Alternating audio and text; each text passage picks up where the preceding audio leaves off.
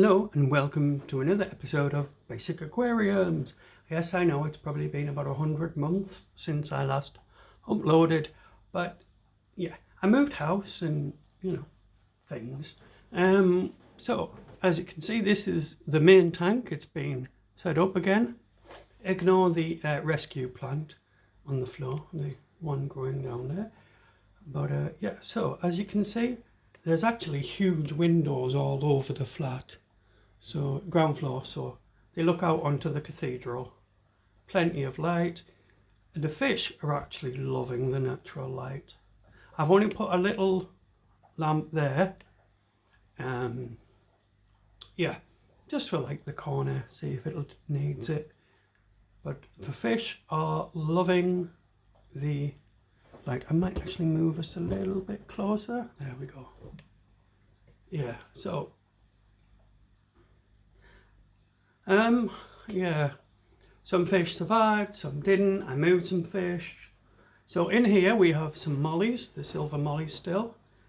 We have some called chocolate mollies. I don't know if I had them last time, but they're basically an albino black molly. That's why they have red eyes, if you can spot them two females there. We have some black mollies somewhere, and the cherry barbs are in there. They're all in there now. I glued some, Anubis to the wood type malarkey. Put some swords behind them. And yeah, you've got your 8 million endlers, even though I've took a load out, but that's how it is. I've only got one sword left, and she's in that corner there, and she's not happy. She's by herself. I'm gonna have to do something with that, but I might buy a couple more swords and just set up a swords tank. I don't know, but I never said that if anybody asks. The peppered corys, they are actually sitting out more. They're like basking in the sun. I've never seen corys do that, but I'm no cory expert. But they spend a lot of time just on the surface basking. That is a new fish as well. That's a bit of what shall we call it? Natural selection, shall we say? Yeah, he's quite nice. He's a cichlid, and I think I don't know which type he is. Oh, I've checked a few times, but I keep forgetting, and don't worry about it. He's not going to get huge, and he's not going to eat all the fish. He's just there to motivate and balance. And if he got too aggressive, then, well, he'll get moved into another tank, but so far he's fine. Yeah, oh, it's female endless. You wouldn't think I scooped a load out. But the cherry barbs, there are shrimps in here. I don't know if you'll be able to see. The corys are just sunning themselves. There's a cave there for them, and there's a coconut thing there, and there's spaces behind the wood. Oh, and bumblebee gobies are in there as well. Basically everything apart from the endlers are in here, because there's just not that many fish anymore. There are more bumblebee gobies, but they're very small, and they've probably been moved back into a smaller tank with the endlers by accident. But you never know, they could still be in there. We'll find out when they get a size. But that's the tank. Oh, I'll put 2 sponge filters together, just, because I can. And if you want to look at the other tank here, all this is just, well, as you can see, endless. They're available to be removed by someone. There's also a load of shrimps in there. I don't know if you'll see them because the camera will just think the endlers are the only thing in there.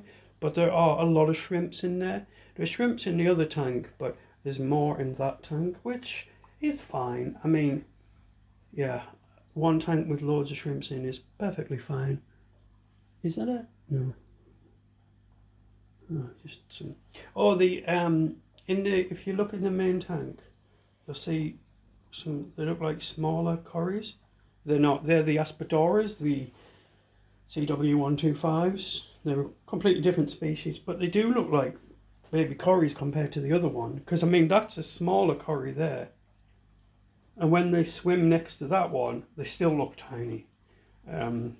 Yeah, I had a few more cories, but I had a lot of problems before I moved with these. Well, not with the tank, with me being useless, and then I had the what's it called? The fluval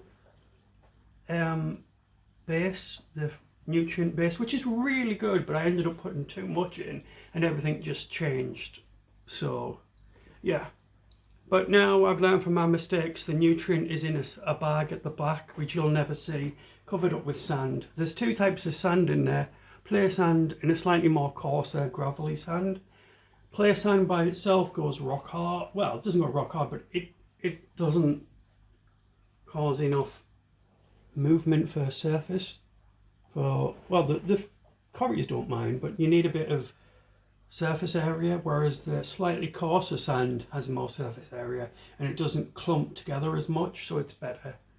But that's it. Those are the things I've learned. Oh, this plant here it was out in the yard when I moved in, so I'm thinking I might try and rescue it. I don't think it'll survive, to be fair, but if it does, it does. And yeah, you'll find there's no poth. There's a tiny piece of pothos in there. Yeah, I had so much pothos, I got rid of it all, and I think I got rid of all of the pothos. But I've put another ivy in there instead of a pothos. This is the English ivy, which is just the same thing. It's just not called pothos. Ivy's ivy, and it's starting to regrow. So that was just a cutting I put in there. We'll see how it does. Seems to be doing all right. There is some pothos still somewhere, but I don't know how much I've got left and how well it'll grow. Yeah, that's about it really. So take care everyone, and I'll probably be a bit better at updating. Not that there's many people watch these, but all right then, bye.